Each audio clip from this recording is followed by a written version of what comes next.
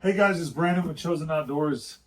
And in our last video, I went on a little bit of a tangent about two of our guns. So today we're going to actually introduce one and the other in two separate videos, and we're just going to kind of talk through them. But we're excited about them. Like, man, I have friends that have had Christensen firearms for quite some time, and I've really liked them, and I'm finally able to get my hands on a few of them, and we're excited to talk about them. Okay, so today we're going to start this episode of Christensen's with Chosen, with the new Christensen Evoke. This is the Christensen Evoke Hunter, and as you can see, we open the box, and you have your firearm. And all Christensens come with this snazzy little box that holds your bolt carrier. And you got some documents. Pull open the next plastic piece, and they give you some cool little earplugs, man. You know, I mean, well worth the money for Christensen right there. No, I'm just kidding. But so you have your bolt there. The firearm in itself, so this is a Christensen Evoke Hunter. The Christensen Evoke is like a green color. They have the Hunter, they have a couple different versions of it, but this is the Hunter, and it is chambered in 270 Winchester. It has a 1 to 7.5 twist rate. This gun, we'll take her out of the box here.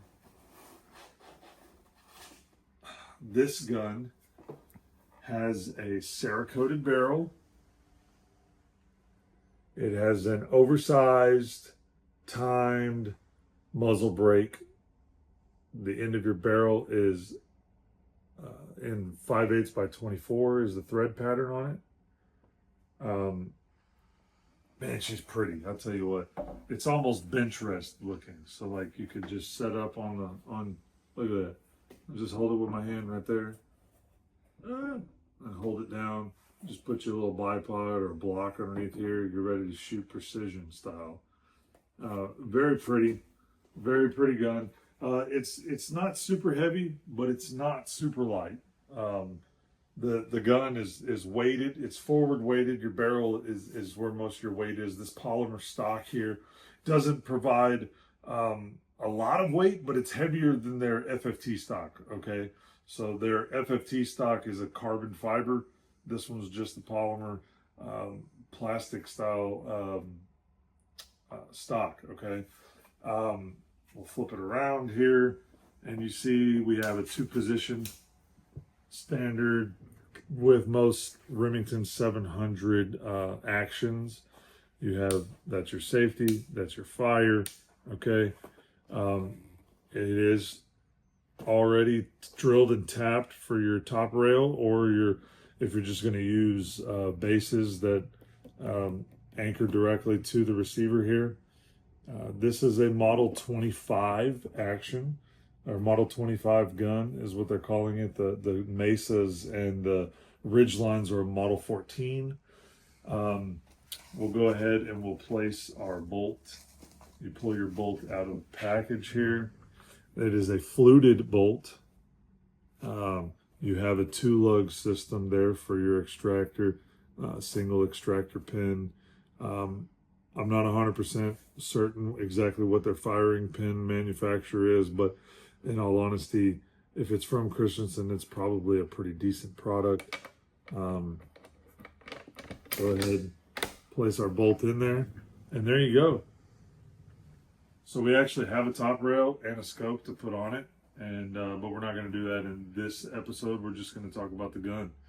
So upon first view, I like the aesthetics of it. I like this grip handle.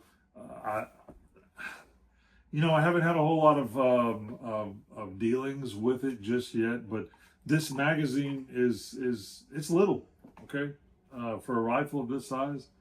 This magazine is a single stack, 3 in here, 1 in the chamber. It's a small, lightweight magazine. This one can go with either a 30-06 or a 270, so it's basically a long action.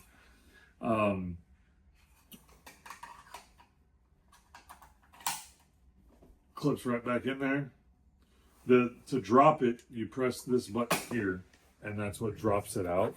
It's inside of the trigger well, so if you push forward, you would drop the magazine out. It's kind of interesting. A lot of times you'll have them either like a clip on the front of it or a button that's, you know, right here outside of the trigger well. It being in the trigger well is a little interesting. Not opposed to it, just something different. Everybody got a little something different, you know what I mean? Anyway, the Picatinny rail up here in the front, I really like that. I think that is a cool feature. A lot of gun manufacturers are going to different styles. They got this, they'll have M-locks inside of them, you know, different things. I like this. If anything was to happen to it, you can actually just unbolt it, take this one off, and you can get another piece to put in it. You could probably change it out with a different rail, maybe one that's a little bit longer if you need to attach a couple different accessories to it and whatnot. It's still got your swivel or your sling swivel right here. It's where you can put your sling in it and also have your bipod up ahead of it, or flashlight, IR extender, whatever you want to put on there. It's pretty cool. This muzzle brake's pretty beefy. Like I said, we have not shot this gun yet, so we don't know how it's going to perform. But it's larger than the diameter of the barrel. But I like it. It's kind of cool.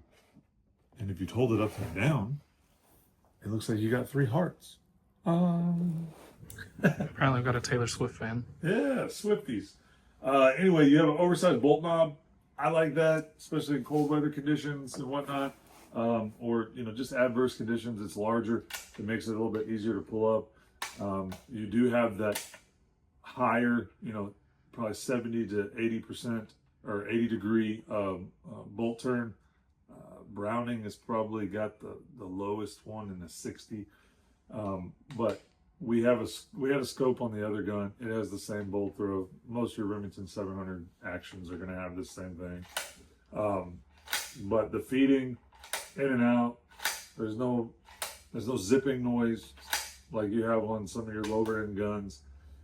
This firearm right here is roughly about, you know, $950 plus tax. It's a great gun in terms of everything that I've read, everything that I've seen on it. We are going to put a scope on this, and we are going to go shoot it. This is a customer's gun, and they have given us permission to put a scope on it and shoot it and sight it for them so that we can make these videos. So thank you so much to our customer that gave us the permission to do this. And yeah, this is the Christensen Evoke, and we are super excited to have it in the store and have the ability to be able to play around with it and check it out.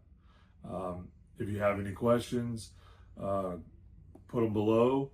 If you have any comments, or if you've shot one of these and have any negative comments or positive comments, give us your feedback below. Yeah, we're excited to get out and test this guy. But anyway, that is the unboxing, unveiling, and taking our initial look at the Christensen Evoke. Like and subscribe to our channel below, and we appreciate everything you do. Remember, everything you do should be for God. We'll see you later.